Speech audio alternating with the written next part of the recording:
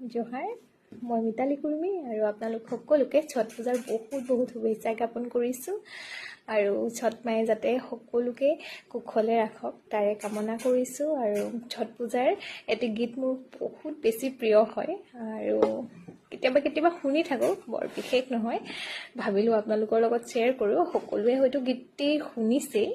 মই অকণমান শুনি আছিলোঁ তাৰ লগতে গাই শুনাওচোন আপোনালোকক